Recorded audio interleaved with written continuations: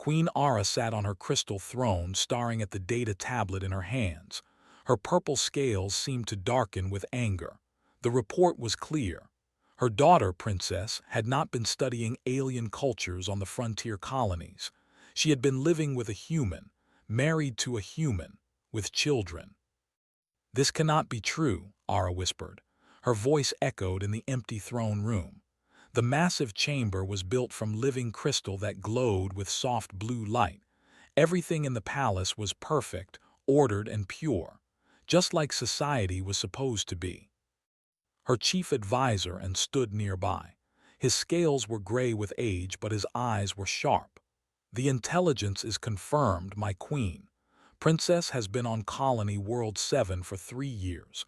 She married a human engineer named. They have 2 children together." Ara crushed the tablet in her hand. The crystal shattered into dust. A human. Those short-lived creatures. They barely live 80 years. They have no scales, no telepathy, and their bodies are soft like prey animals. "Yes, Your Majesty," and said quietly. The queen stood up. She was tall, nearly 8 feet, with elegant horns curving back from her head. Her royal robes flowed around her like water. "How could do this? She is a princess of the Empire. We rule 300 star systems. We have existed for 50,000 years." She walked to the window that overlooked the capital city. Millions of lived below in perfect harmony. Their society was ancient and powerful. "Humans are nothing," Ara continued. "They only left their home planet 300 years ago. They are weak. Their technology is primitive. They fight wars among themselves. They are emotional and unstable." She turned to Faison. "And now my daughter has polluted our bloodline with their genes." And chose his words carefully. "The children, the reports say they are healthy." "Healthy?" Ara's voice rose. "They are hybrids, abominations. What will the other royal houses say? What will our enemies think?" She paced back and forth. "This is a disaster." The queen remembered as a child. Smart, curious, always asking questions. She had wanted to study other species, to learn about different cultures. Ara had allowed it, thinking it would make a better leader someday. But this was betrayal. "Send the royal guard," Ara ordered. "Bring back to the immediately, alone." And hesitated. "My queen. The human is her legal husband according to both and human law. The children are registered as citizens of both empires." Ara glared at him. "I do not care about their laws. Bring my daughter home." "Yes, Your Majesty," and bowed and left. 3 weeks later, the royal guard returned. Ara waited in the throne room, expecting to see alone. Instead, her daughter walked in holding the hand of a human man. 2 small children walked beside them. "Mother," said. She looked the same as Ara remembered. Beautiful purple scales, intelligent eyes, graceful movements. But she wore simple clothes instead of royal robes. And she held that human's hand like she actually cared about him. Ara stared at the human. He was small, maybe 6 feet tall. His skin was smooth and tan without any scales. His hair was black and short. He had only 2 eyes and they were brown and gentle.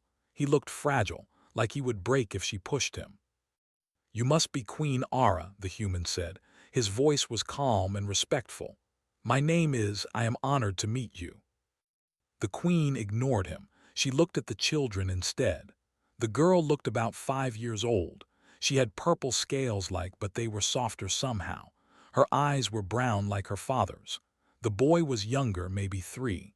His scales were lighter and his face had a more human shape. Ara said coldly, "I ordered you to return home, not bring them." Lifted her chin.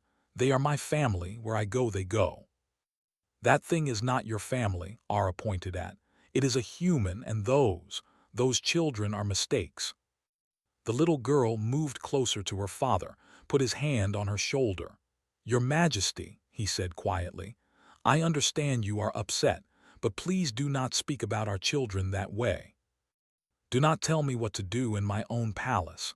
Ara's voice shook the walls. "You are nothing. Your entire species is nothing. You live such short lives that you are dead before we even finish our education. You are weak and primitive. Did not get angry. He just looked at her with those calm brown eyes. You are right that we do not live as long as, but we are still people. We love our children. We build homes and create art. We dream of better futures. Dreams mean nothing, Ara said. Power means everything, and humans have no power. Stepped forward. Mother, please listen, is a good man. He is smart and kind and brave. He saved my life. Saved your life, Ara laughed. It was not a kind laugh. How could this weak creature save anyone? There was an earthquake on the colony, explained. The settlement was collapsing. Stayed behind to help evacuate people while everyone else ran. He pulled me from under a fallen building. He risked his life for strangers. That is not bravery, Ara said. That is stupidity. I would have used telepathy to call for help and waited for proper rescue. I would have let people die while waiting, said softly. The throne room went silent. No one spoke to the queen like that, ever. Ara's scales turned dark red with rage. You dare. I dare to speak the truth, said. He was not shouting. He was not angry. He just stood there holding his daughter's hand, looking at the queen with steady eyes. Your Majesty, I do not expect you to like me. I do not expect you to approve, but as my wife, and mean you are my children, I will not let you insult them. Ara wanted to strike him down. She wanted to throw him out of the palace, but something in his eyes stopped her. He was not afraid. He was not trying to impress her. He was just standing there, protecting his family. You will stay in the guest wing, Ara finally said. All of you. We will discuss this matter tomorrow, and will show you to your rooms. As they left, little Minu looked back at Ara. He waved at her with his small hand. The queen did not wave back. That night Ara could not sleep. She kept thinking about those children. Her half-human. What did that even mean? What were they capable of? Were they strong like or weak like humans? And that man, he had stood up to her. A human had challenged the queen of the empire and had not backed down. It was unusual. Ara walked to her private study and pulled up files on humanity. She needed to understand what her daughter had done. She needed to know what these hybrid children meant for the future of her empire. The more she read, the more disturbed she became. Humans were dangerous in ways she had not expected. Not because they were strong, but because they were unpredictable. They took risks that no logical species would take. They felt emotions so intensely that they would die for ideas and dreams. What happened when you mixed that with power and longevity? Ara was afraid to find out. The morning sun made the crystal palace glow like a rainbow, stood at the window of their guest room, looking out at the alien city below. Everything was so different from the human colonies. The buildings were organic, grown from living crystal. There were no streets because could fly short distances with their natural abilities. The sky was purple instead of blue. Are you scared? Asked. She sat on the bed brushing his hair. Smiled, terrified, but I have been scared before. My mother can be difficult, said carefully. She called our children mistakes, said. His voice was quiet, but there was steel in it. That is more than difficult. Looked up at her father. Grandma does not like us. Knelt down beside her. Grandma does not understand us yet, but she will. Give her time. Little Minu was playing with blocks in the corner. They were learning blocks that changed color when stacked correctly. He was very good at it, even though he was only 3 years old. A knock came at the door and stood outside. The queen requests your presence at the morning meal. The dining hall was enormous. A long table made of black stone stretched across the room. Queen Ara sat at the head, wearing formal robes covered in gems. Several others sat along the sides. Members of the royal court guessed. Sit, Ara commanded. They sat, helped Minu into a chair and made sure both children were comfortable. Servants brought food. The dishes were strange, glowing fruits and crystallized meats. But there was also human food, simple and plain. Someone had prepared it specially. Ara watched as cuts food into small pieces. Humans are so hands-on with their children, she observed. Children feed themselves from age 2. Can feed herself, said. I cut her food because I like taking care of her. Inefficient, one of the court members said. His name was As and his scales were dark blue. Humans waste so much time on emotion. Did not argue, he just smiled and helped his daughter. Ara leaned forward. That is your name, yes. Yes, your majesty. Tell me, do you understand what you have done? You married a princess of the empire. You created hybrid children. Do you understand the consequences? Looked directly at the queen. I married the woman I love. We created a family together. Those are not consequences, those are blessings. Several court members made sounds of disbelief. One laughed. Ara's eyes narrowed. Love. Humans always talk about love, as if feelings matter more than logic. Feelings are not separate from logic, said. Love makes me work harder. It makes me want to build a better future. It gives me reason to be brave when I am scared. You have a single heart, Ara said. Have 2 hearts. We can survive injuries that would kill you instantly. You have no natural armor, no telepathy, no extended. By every measure, humans are inferior. The room went quiet. Everyone waited to see what would say. He put down his fork. You are right about all of those things, your majesty. Humans are fragile. We do not live long. We have no natural weapons or armor. He paused. But we are still here. We survived ice ages on our home planet. We survived diseases and wars. We went to space in ships that barely worked. We built colonies on worlds that tried to kill us every day. We are still here. Because you breed quickly, As said, like insects.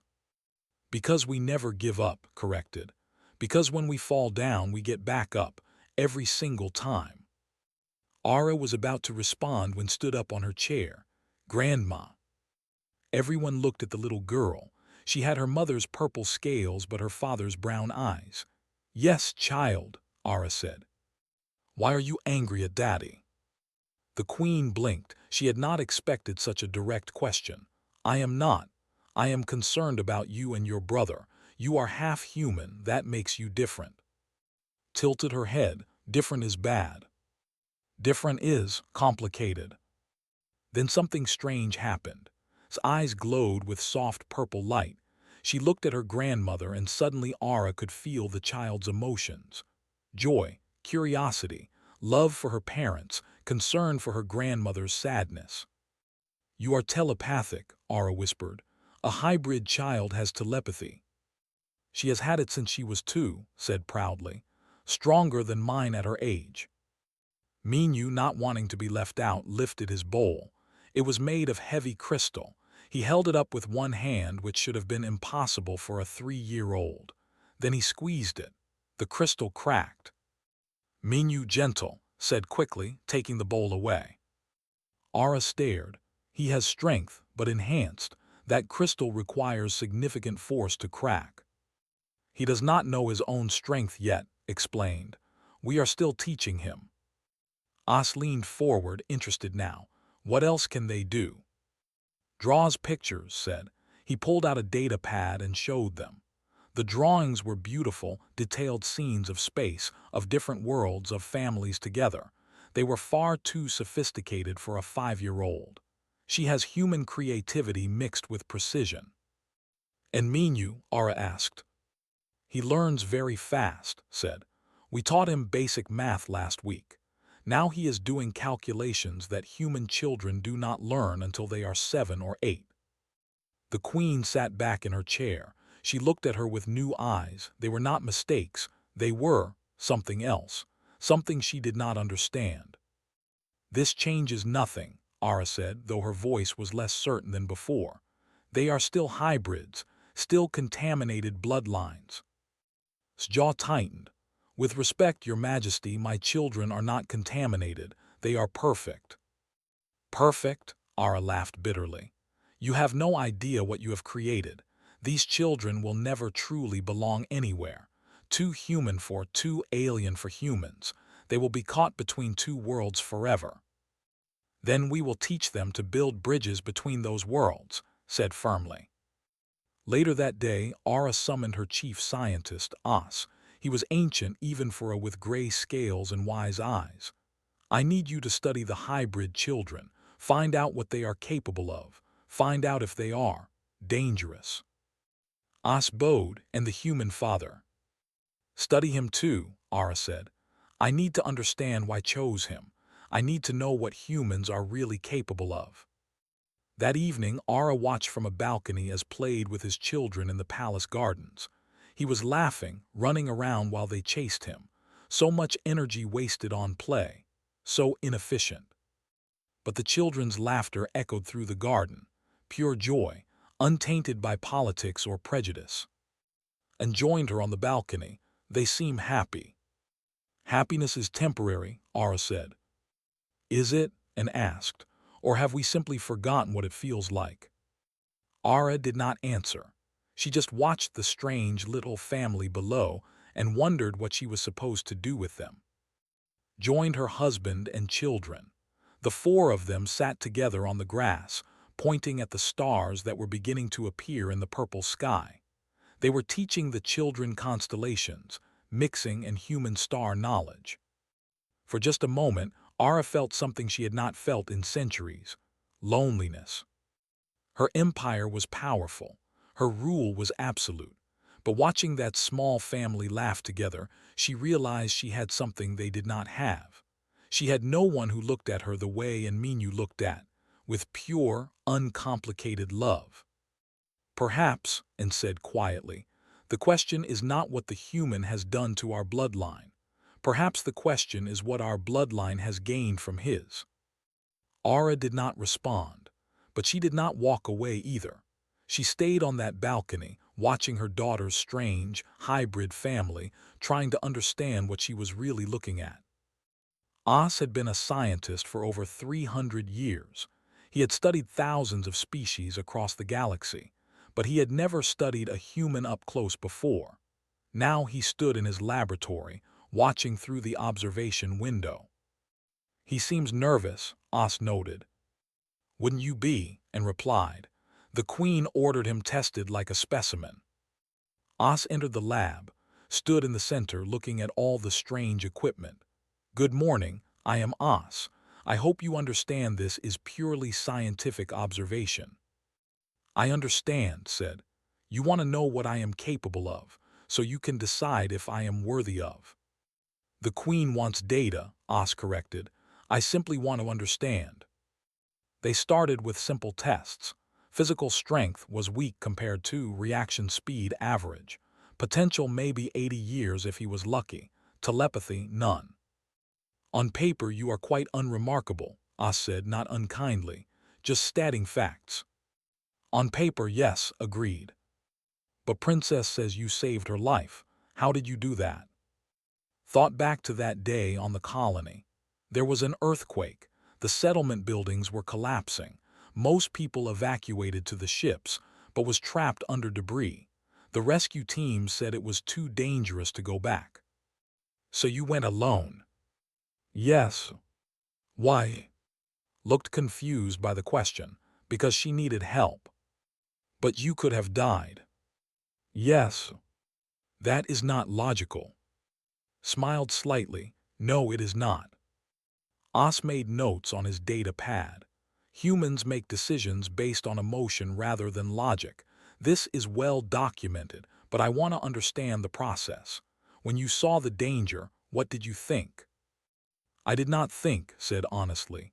I just acted. I saw someone who needed help. Everything else was not important. Even your own survival. Even that. Os was quiet for a moment. This is the human condition, then. You value others more than yourselves. Sometimes, said, not always. Humans can be selfish too, but in crisis, yes, we help each other. Over the next few days, Os tested in different ways. He gave him complex engineering problems, solved them but not the way a would. He used strange, indirect methods. He tried things that should not work but somehow did. You do not follow proper procedure, Os observed. I follow what works, replied. He was working on a broken power regulator. The method required recalibrating 17 different systems in a specific order, had bypassed 12 of them and achieved the same result in half the time. This is unconventional. This is human engineering, said with a grin. One afternoon, Os brought to a real problem. The palace's main energy core was having fluctuations, small ones but concerning. Engineers had been trying to fix it for weeks. Can you identify the issue? Os asked. Studied the readings. He walked around the core chamber looking at everything. Then he did something strange. He put his hand on the crystal housing and closed his eyes. What are you doing? Os asked. Listening. The core does not make sound. Everything makes sound, said. You just have to pay attention. After 10 minutes, opened his eyes. The problem is not in the core. It is in the cooling system, specifically Vent 7 on the eastern array. There is a microfracture causing irregular flow. The engineers checked. Was right. They had been so focused on the core itself that they missed the simple external problem. It was fixed within an hour. How did you know? Os demanded. Experience, said. I worked on colony power systems for 10 years. You learn to trust your instincts. Instincts are not scientific. No, agreed, but they work. That night, Os invited to his personal study. It was filled with books and artifacts from hundreds of worlds. Tell me about your family, Os said. Seemed surprised by the personal question. My parents died when I was young. Asteroid mining accident. My grandmother raised me. What was she like? His face softened. She was strong. After my parents died, she could have given up, could have been bitter, but she chose joy instead. She told me that life is short, so we have to make every day matter. She taught me to help people, to build things, to love without fear. She sounds wise. She was, said quietly. She died 5 years ago, 83 years old. She said she had lived a good life, no regrets. Os poured them both a drink. It was a human beverage tea. He had ordered it specially. Only 83 years, would call that a child's life. Maybe, said, but she filled those years with meaning. She raised children, she helped her community, she saw her family grow, she was loved. Is that not enough? For a human, perhaps, but we live 4 times as long. We see empires rise and fall. We accumulate knowledge over centuries. And what do you do with that knowledge? Asked gently. Does it bring you joy? Does it make you love more deeply? Or does it just make you tired? Os had no answer. He had lived for 347 years. He had learned so much. But when was the last time he had felt true joy? When was the last time anything had surprised him? Humans burn bright and fast, continued. We know our time is limited, so we take risks. We love fiercely. We create urgently. We do not have the luxury of waiting centuries to make decisions. Is that why you married? Because you could not wait? I married because I loved her, said simply, and because every day with her is precious. I will not live 400 years, so I have to make my 80 years count. The next day, Queen Ara summoned both Os and report, she commanded. Os presented his findings. Physically, humans are inferior to in every measurable way. However, they have unexpected advantages: rapid adaptation, creative problem-solving, emotional resilience. They are unpredictable, which makes them dangerous in ways we did not anticipate. Dangerous how? Ara demanded. They do not think like us, Os explained. They take risks we would never consider. They sacrifice themselves for others. They value abstract concepts like love and honor over survival. This makes them impossible to predict using standard logic models. Ara looked at, is this true? You value feelings over logic. I value both, said. Logic tells me what is possible. Feelings tell me what is worth doing. That is foolish. Maybe, said, but it is also why humans spread across so many worlds so quickly. We did not wait for perfect ships or perfect colonies. We just went. We failed many times. Many people died, but we learned and tried again. Ara paced. And the children, what did you learn about them? They are remarkable, As said. Has telepathy combined with human emotional depth. She can feel what others feel and communicate it with art. Minyu has enhanced physical abilities beyond either species. He is stronger and faster than he should be. So they are superior, Ara asked. Different, As corrected. They are neither fully nor fully human. They are something new. That night found Ara alone in the observation dome. She was looking at the stars. Your Majesty, he said quietly. What do you want, human? I want you to know that I love your daughter. I love my children. I will protect them with everything I have. You have so little, Ara said. How can you protect anyone? My grandmother told me a story once, said. He came to stand beside her. On Earth there is a small bird called a sparrow. It lives only a few years. It is tiny and weak. But when a predator threatens its nest, the sparrow will attack. It will fight creatures 100 times its size. It will die protecting its young. Foolish bird. Brave bird, corrected. We humans are like that. We may be small and weak and short-lived, but we protect what we love, always.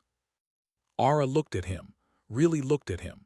She saw the determination in his eyes, the love for his family, the quiet strength that had nothing to do with muscles or telepathy. You really would die for them, she said. Without hesitation, replied. For the first time, Ara began to understand why her daughter had chosen this strange, fragile human.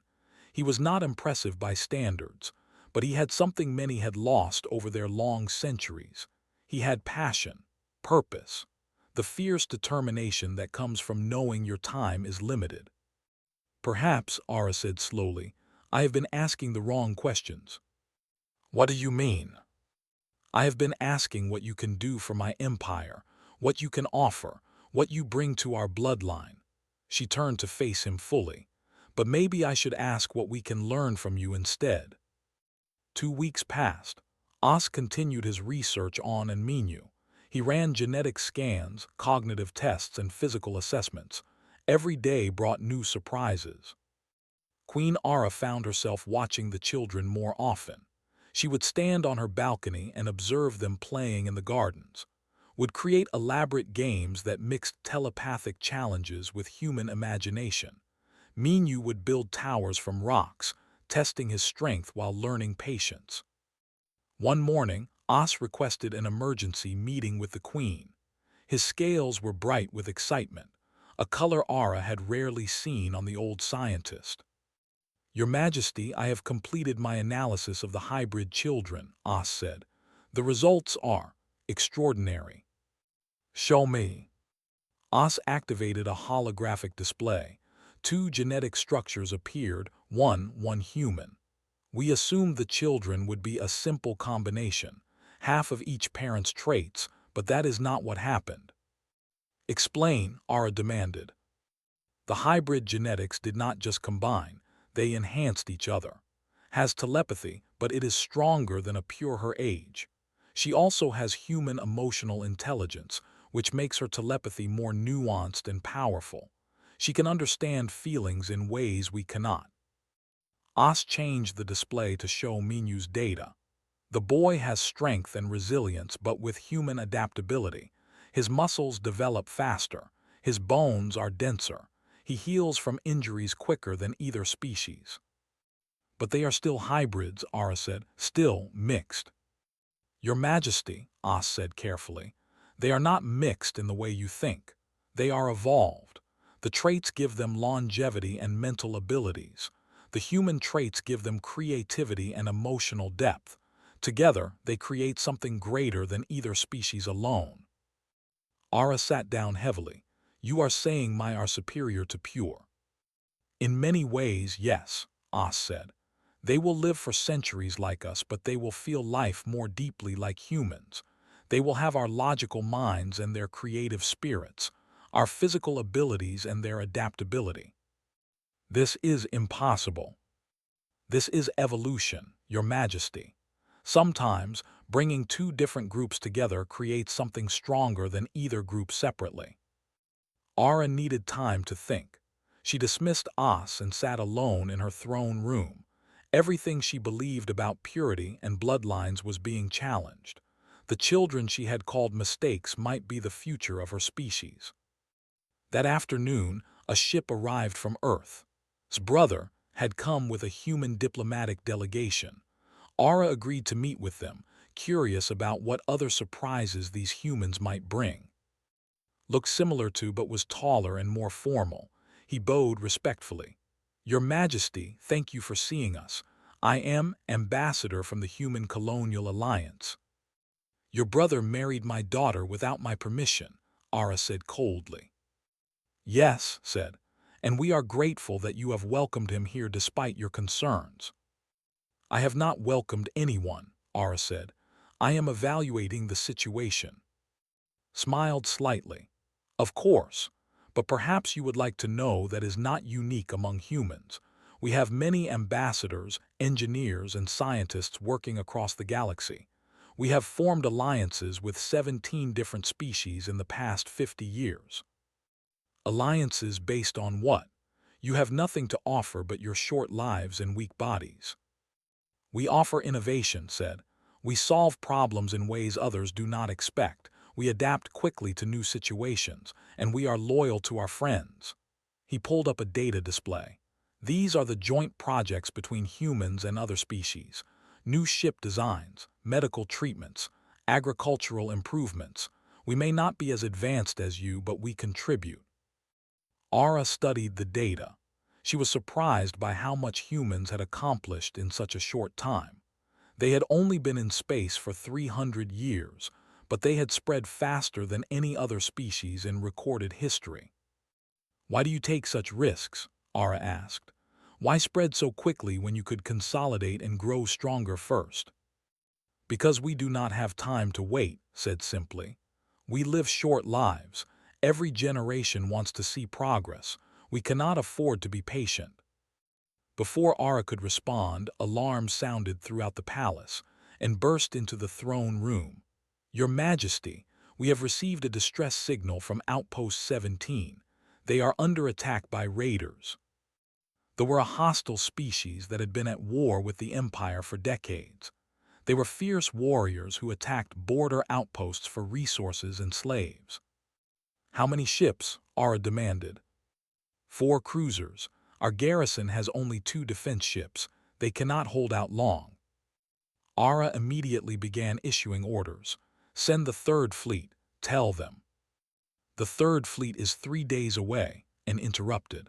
The outpost will fall before they arrive.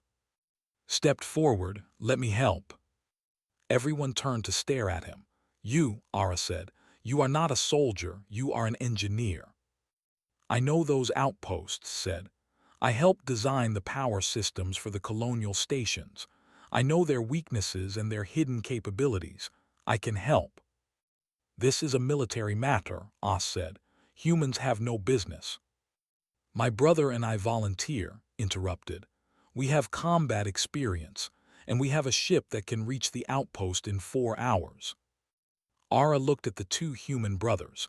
They were offering to risk their lives for soldiers they had never met. Why would you do this? These are not your people. Met her eyes. They are people, that makes them my people too. Ara made a decision she never thought she would make. Go, but you will take Commander and with you, and if you survive, we will discuss proper recognition for your service. The next 4 hours were the longest of Ara's life. She stood in the command center, watching the tactical display. The human ship was fast, faster than she expected. It reached the outpost just as the ships began their final assault. What is their plan? Ara demanded. Unknown, Your Majesty, the tactical officer replied.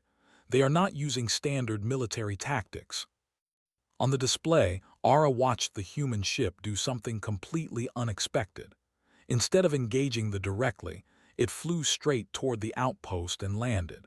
and went inside while their ship's automated systems drew the fire. "They are going to die," Oz said. "Foolish humans." But then something happened.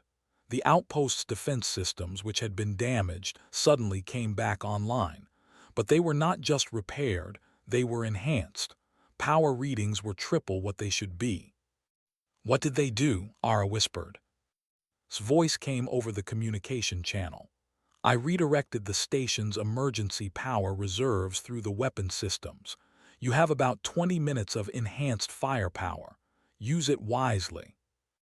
The defenders used those 20 minutes well. With the enhanced weapons, they destroyed 2 ships and crippled a third.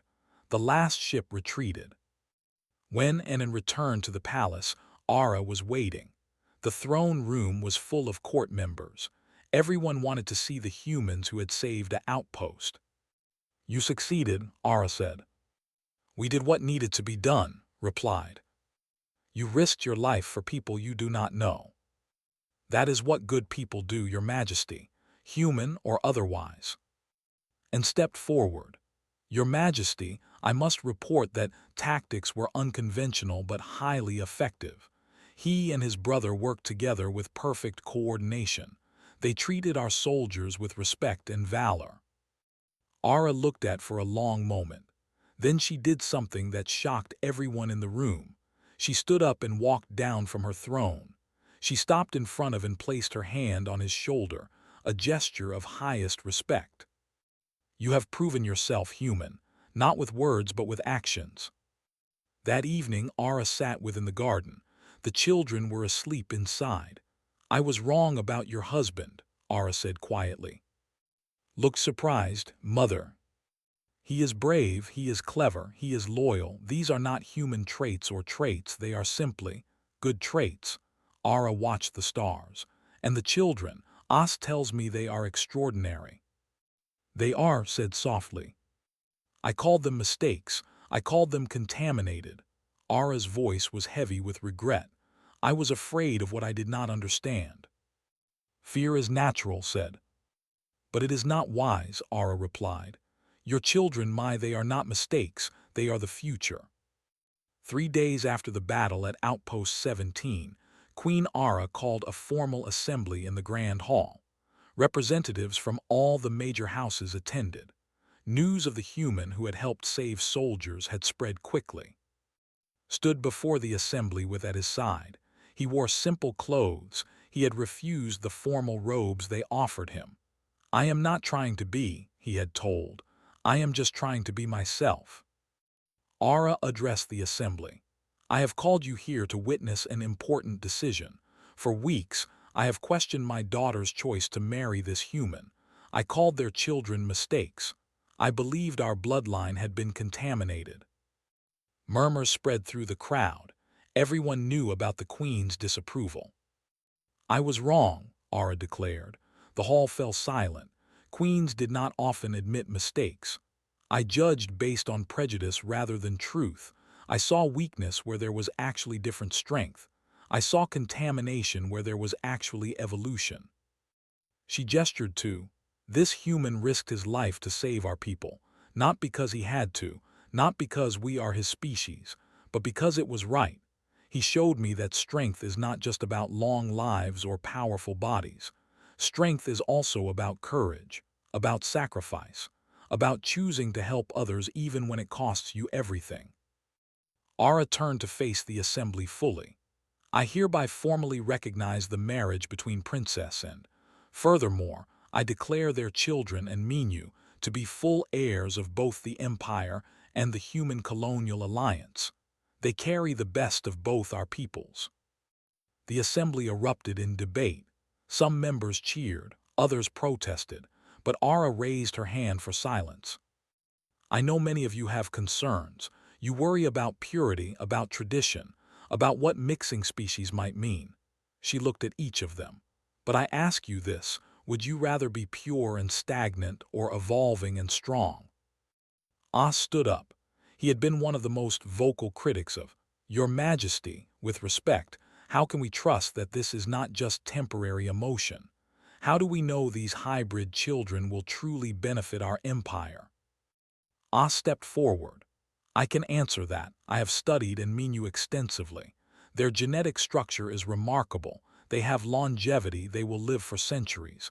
But they also have human creativity and adaptability. They learn faster than pure children. They solve problems in new ways. They feel emotions more deeply, which makes them more empathetic leaders. But will they be loyal to the Empire? Another House representative asked. Spoke for the first time.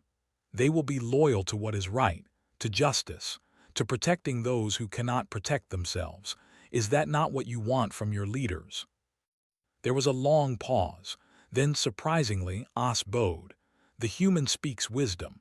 Perhaps we have been so focused on preserving what we are that we forgot to consider what we could become. After the assembly, Ara found alone on a balcony. He was looking out at the city, his expression thoughtful. You look troubled, Ara said. I am thinking about legacy, replied. You live for 400 years. You can plan centuries ahead, build empires that last, but humans, we live 80 years if we are lucky. Our legacy has to be different. How so? Turn to face her. We cannot build things that last forever. Our buildings crumble. Our empires rise and fall in just a few generations. So our legacy has to be in what we teach others, in the changes we inspire, in the children we raise to be better than we are. You think your children will be better than you? I hope so, said with a smile. That is what every parent should want, for their children to surpass them. Ara considered this. Parents try to make their children exactly like them. We pass down traditions unchanged for thousands of years. Maybe that is why you stopped growing, said gently. Growth requires change, and change requires accepting that the next generation might do things differently. You are very wise for such a short-lived creature. Laughed. My grandmother used to say that humans have to grow up fast. We do not have time to waste on being foolish for centuries. Ara found herself smiling, a real smile, not the formal expression she usually wore. I would have liked to meet your grandmother. She would have liked you too, said. She respected strong women. Over the next weeks, things began to change in the palace. Ara spent more time with and Minu. She taught them about history and culture, but she also listened when they told her about human stories and customs. One day asked, Grandma, why do you live so long? It is our biology, Ara explained. Our cells regenerate more efficiently. Our organs are more resilient. But does it make you happy? The little girl asked. Ara paused. No one had ever asked her that before. I do not know. I have lived for 270 years. Sometimes I feel tired, like I have seen everything and there is nothing new. Took her grandmother's hand. Through their telepathic connection, Ara felt the child's pure joy. Daddy says every day is new if you look at it the right way. Your father is a strange man. He is the best man, said simply. Minu ran up with a flower he had picked. For you, Grandma. Ara took the small flower. It was a human plant from the palace gardens, earth flowers that had requested be grown. Simple, fragile, beautiful. Thank you, Minu. The little boy hugged her leg and ran off to play. Ara held the flower carefully. It would die in a few days. So temporary. But right now, in this moment, it was perfect. Later that month, Ara made another announcement. She established the Unity Accord, a formal program to encourage cooperation between and humans. Scientists would exchange knowledge. Engineers would work on joint projects. Families would be allowed to form bonds across species without judgment. This is the future, Ara told the assembly. Not purity, not isolation, but cooperation. We have so much to learn from each other. Became the first official human ambassador to the empire. He helped create exchange programs where young could visit human colonies and young humans could study at universities. Returned to his engineering work, but now he collaborated with scientists. Together, they designed new power systems that combined human innovation with technology. They were more efficient than either species could have created alone. Took on a new role as cultural liaison, helping both species understand each other better. She wrote books about her experiences, a princess who learned to see the universe through human eyes. Years passed, grew into a remarkable young woman. At 15, she could communicate telepathically like an adult, but she also wrote poetry that moved people to tears. She painted pictures that captured both the logical beauty of mathematics and the chaotic joy of emotion. Minyu became a guardian, protecting both and human settlements from threats. His hybrid strength made him formidable, but his human empathy made him merciful. He never killed when he could capture. He never fought when he could negotiate. One evening, 50 years after that first dinner in the palace, Ara sat within the garden. He was older now, 73 years old. His hair was white, and he moved more slowly, but his eyes still sparkled with intelligence and kindness. "I am dying," said calmly. "The doctors say I have maybe 5 more years." Ara felt something she had not felt in decades: grief. "I will miss you." "I will miss everyone too," said. "But I am not sad. I have lived a good life. I married the woman I love. I raised amazing children. I helped build bridges between species. What more could I want?" "More time," Ara said. "You deserve more time."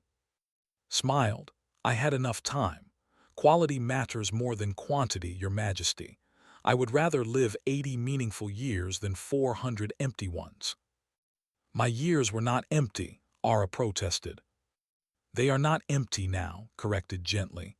"But were they full before brought light into your life, before you met your—" Ara thought about this. Before married, Ara had ruled her empire efficiently.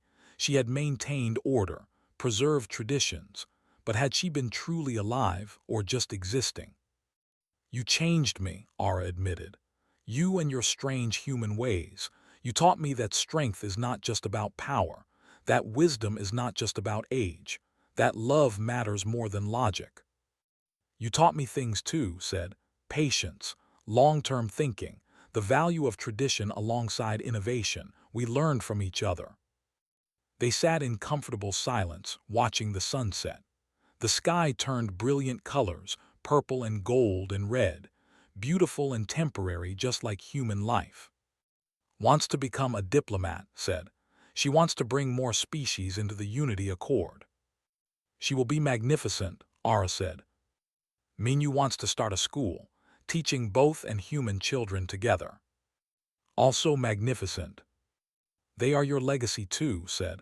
"Not just mine, and you accepted them. You gave them a place in your empire. You could have rejected them, but you chose love instead." Ara looked at the old human beside her. He was so fragile now, so close to death. But he had done more in his 73 years than many did in 400. "Thank you," Ara said. "For what?" "For showing me what it means to truly live." When died 5 years later, the entire empire mourned. Humans and gathered together to honor the man who had built bridges between worlds. Ara gave the eulogy. "Was human," she said. "He lived only 78 years, by standards barely an adult. But he taught us that life is not measured in years. It is measured in impact, in love, in the changes we inspire in others." She looked at and Minyu, now adults themselves. His children carry his legacy. His will carry it further. And all of us, and human alike, are better because he lived. Decades later, the Unity Accord had expanded to include 37 different species. Served as supreme ambassador, using her unique abilities to bring diverse peoples together. Minyu's schools spread across the galaxy, teaching children that differences were strengths, not weaknesses. His daughter became a renowned scientist who helped cure a plague that affected both humans and. She worked with As, now nearly 400 years old, combining human speed with thoroughness. Queen Ara lived to see her great-great. Some were fully human, some were some were hybrids of various combinations. All of them were family. On her 400th birthday, Ara gave her final speech as queen before retiring. When I was young, I believed purity was strength. I believed tradition was wisdom. I believed my species was superior to all others. She looked out at the diverse crowd before her. I was wrong. Our strength comes from diversity. Our wisdom comes from learning. Our superiority comes not from being better than others, but from lifting others up alongside us. A human name taught me this. He lived a short life, but it was full of meaning. He showed me that even a brief candle can light the darkness, that even small acts of courage can change empires. Ara stepped down from her throne, would take her place as queen, the first hybrid ruler of the empire. It was time. As Ara walked through the palace gardens one last time, she thought about legacy. Not the legacy of blood and tradition, but the legacy of change and growth. Had been right. The best legacy was raising children who surpassed you, who built on your foundation and created something even greater. She touched the statue they had built in honor. It showed a human man standing beside a woman holding hands, united, equal, strong together. "Thank you," Ara whispered. "Thank you for showing us the way." The stars shone overhead, the same stars humans and both looked up at with wonder. Different species, different histories, but united in their desire to reach higher, to be better, to create a future worthy of all their children. That was the true legacy, not of any single species, but of all of them together, building something beautiful from their diversity, creating strength from their differences, and proving that love, cooperation, and understanding were more powerful than any weapon or technology. The human spirit, the drive to never give up, to always help others, to burn bright and fast, had changed the empire forever. And in doing so, it had changed the entire galaxy. That was the HFY truth. Humanity's greatness was not in conquering others, but in inspiring them. Not in dominance, but in partnership. Not in living forever, but in making every moment count.